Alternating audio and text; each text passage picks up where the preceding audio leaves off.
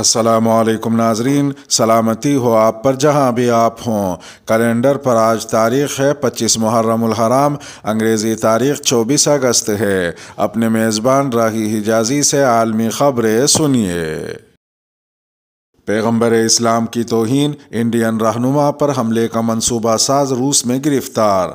روس کی federal security service یعنی FSB نے عالمی شدت پسند تنظیم داعش کے ایک رکن کو حراست میں لیے جانے کا اعلان کیا ہے، جس پر انڈیا کی حکمراں جماعت بھارتیہ جنتا پارٹی کے کسی رہنما پر مبینہ طور پر پیغمبر اسلام صلی اللہ تعالی علیہ وسلم کی توہین کے معاملے میں خودکش حملے کی منصوبہ بندی کا الزام ہے۔ FBS کے مطابق داعش کے اس رکن کو روس میں گرفتار کیا گیا ہے، جس کا تعلق وسطی ایشیا کے ملک سے ہے، اور وہ انڈیا کی حکمراں جماعت کے ایک رہنما پر خودکش حملے کا منصوبہ بنا رہا تھا۔ تاہم گرفتار عسکریت پسند کی شہریت کو واضح نہیں کیا گیا ہے۔ FBS کے محکمہ تعلقات عامہ کے بیان کے مطابق ٹیلی گرام میسنجر اکاؤنٹس کے ذریعے اور استنبول میں داعش ایک نمائندے کے ساتھ ذاتی ملاقاتوں کے دوران اس شخص کی نظریاتی تربیت کی گئی تھی۔ روسی ایجنسی نے گرفتار عسکریت پسند کی ایک ویڈیو بھی جاری کی ہے، جس میں اس نے اعتراف کیا کہ وہ انڈین سیاسی رہنما کو مبینہ طور پر پیغمبر اسلام کی توہین کے معاملے پر نشانہ بنانا چاہتا تھا۔ بھارتی اخبار انڈین ایکسپریس کی رپورٹ میں انڈین سیکیورٹی اسٹیبلشمنٹ کے ذرائع کے حوالے سے بتایا گیا ہے کہ انہیں یہ معلومات نہیں ہے کہ گرفتار عسکریت پسند انڈیا میں کسے نشانہ بنانا چاہتا تھا۔ عمران خان کا بیان توہین عدالت کے زمرے میں آتا ہے۔ اسلام آباد ہائی کورٹ نے چیئرمین تحریک انصاف عمران خان کو خاتون سیشن جج زیبا چودھری کے خلاف دھمکی آمیز الفاظ استعمال کرنے پر شوکاز نوٹس جاری کرتے ہوئے 31 اگست کو طلب کر لیا ہے۔ عدالت نے سیکشن 17 کے تحت عمران احمد خان نیازی کو ذاتی حیثیت میں پیش ہونے کا نوٹس جاری کیا۔ اس کیس کو سننے کے لیے 3 سے زائد ججوں کا بینچ بنانے کا معاملہ بھی چیف جسٹس کو بھجوا دیا گیا ہے۔ منگل کی شب اسلام آباد ہائی کورٹ نے ایڈیشنل سیشن جج زیبا چودھری کو دھمکانے پر توہین عدالت کیس کا 3 صفحات پر مشتمل تحریری حکم نامہ جاری کیا۔ تحریری حکم نامے میں کہا گیا ہے کہ عمران خان کا جج کو دھمکی دینے کے بیان کا مقصد عوام کی نظر میں عدلیہ کے وقار اور ساکھ کو مجروح کرنا ہے۔ تحریری حکم نامے میں مزید کہا گیا کہ بادی النظر میں عمران خان کا جج سے متعلق توہین آمیز بیان انصاف کی راہ میں رکاوٹ ڈالنے اور عوام کا عدلیہ پر اعتماد ختم کرنے کی کوشش ہے، جو براہ راست توہین عدالت کے زمرے میں آتا ہے۔ تحریری حکم نامے کے مطابق ہائی کورٹ نے معاونت کے لیے اٹارنی جنرل آف پاکستان اور چیئرمین پیمرا کو بھی نوٹس جاری کر دیے ہیں۔ ہائی کورٹ نے پیمرا سے عمران خان کے F9 جلسے سے خطاب کا متن بھی طلب کیا ہے۔ ادھر ایک دوسری خبر میں یورپی یونین شدید سیلاب سے متاثرہ خاندانوں کو اہم انسانی امداد فراہم کرنے کے لیے پاکستان کو 7 کروڑ 60 لاکھ روپے فراہم کرے گا۔ پاکستان میں یورپی یونین کے انسانی ہمدردی کے پروگراموں کی نگرانی کرنے والے افسر نے کہا کہ یورپی یونین کی مالی اعانت اس مشکل وقت میں سب سے زیادہ کمزور لوگوں کی مدد کرنے کے لیے اہم معاونت کرے گی۔ ساتھ ہی یورپی یونین کا مزید کہنا تھا کہ یہ امداد بین الاقوامی ریسکیو کمیٹی کی بھی انتہائی ضروری امداد کی فراہمی میں معاونت کرے گی۔ سیکیورٹی کونسل طالبان قیادت کو سفر کی اجازت دینے پر منقسم۔ افغانستان میں طالبان حکومت کے رہنماؤں کو سفر کی اجازت دینے کے معاملے پر اقوام متحدہ کی سیکیورٹی کونسل کے منقسم ہونے کی اطلاعات سامنے آ رہی ہیں۔ سفارتی ذرائع نے AFP کو بتایا کہ سیکیورٹی کونسل کے رکن کئی مغربی ممالک مزید طالبان رہنماؤں پر سفری پابندیاں عائد کرنا چاہتے ہیں۔ دوسری جانب روس اور چین طالبان رہنماؤں کو حاصل سفارتی استثناء میں توسیع کی حمایت کر رہے ہیں۔ سیکیورٹی کونسل کی صدارت رکھنے والے چین کی جانب سے یہ بیان جاری کیا گیا ہے کہ طالبان رہنماؤں کو دیے گئے سفری استثناء کی اب بھی ضرورت ہے۔ بیان میں کہا گیا ہے کہ سفری استثناء کو انسانی حقوق یا لڑکیوں کی تعلیم سے جوڑنے کے منفی اثرات مرتب ہوں گے۔ سفارتی ذرائع نے AFP کو بتایا کہ اس معاملے پر طالبان رہنماؤں کو حاصل سفری استثناء پر کئی سفارشات سامنے آئی ہیں، جن پر رکن ممالک کے درمیان تاحال اتفاق رائے نہیں ہو سکا۔ البتہ اس بارے میں مشاورت جاری رکھنے پر اتفاق کیا گیا ہے۔ اس حوالے سے فیصلہ آنے تک سفری استثناء رکھنے والے طالبان رہنماؤں کو بیرون ملک سفر کرنے کی اجازت نہیں ہوگی۔ دوسری جانب ہفتے کو طالبان کی وزارت خارجہ کی جانب سے جاری کیے گئے ایک بیان میں کہا گیا تھا کہ سیکیورٹی کونسل کو سفری استثناء کو دباؤ ڈالنے کے حربے کے طور پر استعمال نہیں کرنا چاہیے۔ بیان میں یہ بھی کہا گیا کہ دیگر طالبان رہنماؤں پر عائد سفری پابندیاں بھی فوری طور پر ختم ہونی چاہیے۔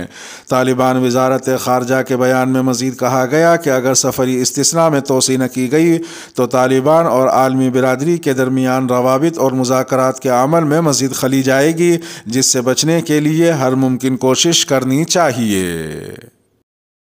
انڈین فضائیہ کے 3 افسران پاکستان پر میزائل داغے جانے کے ذمہ دار قرار دے کر نوکری سے برخاست۔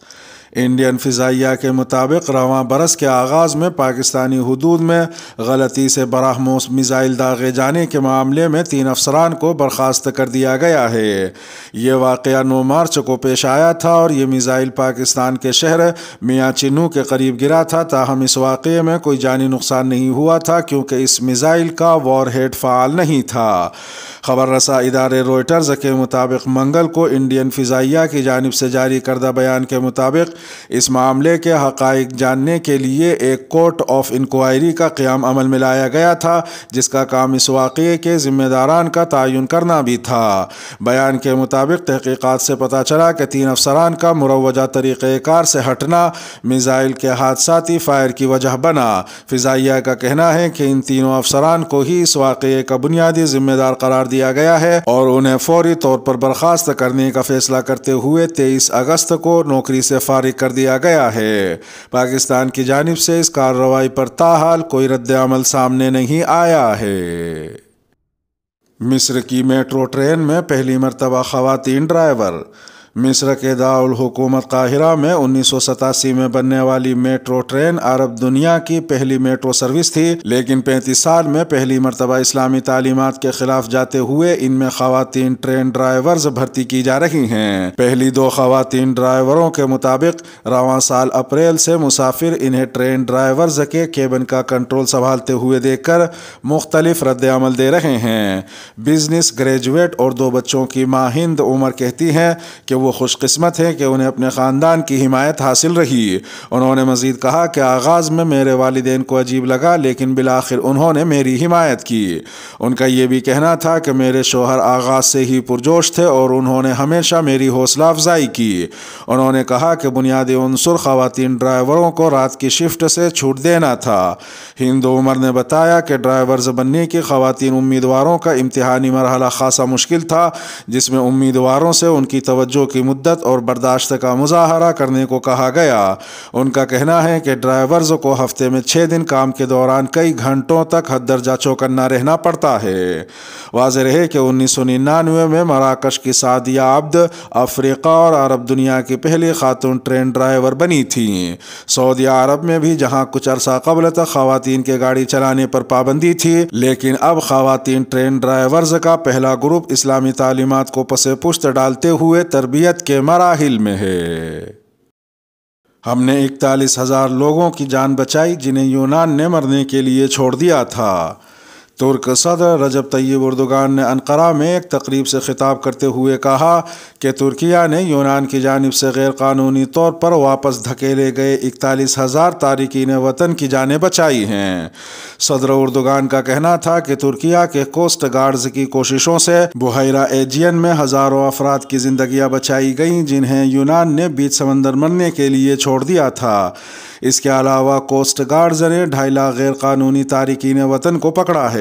صدر اردوغان کا کہنا تھا کہ اگر کوئی یونان کی جانب سے عسکری بلڈ اپ کے باوجود ہماری دفاعی صنعت کی کامیابیوں پر حسد کی وجہ سے تنقید کرتا ہے تو وہ اسٹریٹجک ویژن سے محروم ہے۔ ادھر ایک دوسری خبر میں روس یوکرین جنگ کے باعث ترکیہ اور روس کے درمیان تجارت میں تیزی سے اضافہ دیکھنے میں آیا ہے اور دونوں ممالک کے درمیان تیل کی درآمد 2 گنے تک بڑھ گئی ہے۔ واضح رہے کہ ترکیہ روس سے یومیہ بنیادوں پر 2 لاکھ بیرل تیل درآمد کر رہا ہے، جبکہ 2021 میں یومیہ 98,000 فی بیرل تھی۔ यूरोपीय यूनियन ने यूक्रेन पर हमले के बाद रूस पर पाबंदियां लगा रखी हैं, जिसके बायस यूरोपीय कंपनियों ने रूस के साथ कारोबार को ख़त्म कर दिया है, जबकि तुर्किया ने रूस पर कोई पाबंदी आयद नहीं की थी और अपनी कंपनियों को रूस के साथ मुआहदों की इजाज़त दी थी। यूरोपीय पाबंदियों के बायस मौजूदा सूरत हाल से तुर्किया भरपूर फ़ायदा उठा रहा है और तुर्किश कंपनियां इस खला को पुर कर रही हैं। एक तीसरी खबर में पाकिस्तान ने रवां साल कतर में होने वाले फुटबॉल वर्ल्ड कप में सिक्योरिटी के लिए पाकिस्तानी फ़ौज की फराहमी की मंजूरी दे दी है। कतरी हुकूमत के मीडिया ऑफिस ने ताहाल इस हवाले से जवाब नहीं दिया कि आया उन्होंने पाकिस्तानी फ़ौज की खिदमत की गुजारिश की थी या नहीं, नीज़ पाकिस्तानी फ़ौज टूर्नामेंट के दौरान किस तरह की जिम्मेदारियां निभाएंगी। काबीना के सामने पेश की गई समरी में फ़ौजियों की तादाद का भी जिक्र नहीं है। दूसरी जानिब वज़ीर आज़म पाकिस्तान शहबाज शरीफ अपने वज़रा के साथ कतर के 2 रोज़ा दौरे पर दोहा पहुँच चुके हैं। इसके साथ ही वीडियो का इख्तिताम हुआ। चैनल पर ताज़ा अपलोड की जाने वाली वीडियो आपकी स्क्रीन पर नमूदार हो रही होंगी। ये वीडियो आपकी नज़र से अगर न गुजरी हो तो इनको भी मुलाहज़ा फरमा सकते हैं। अपने मेज़बान राही हिजाज़ी को अब दीजिए इजाज़त। सलामती हो आप पर जहाँ भी आप हों।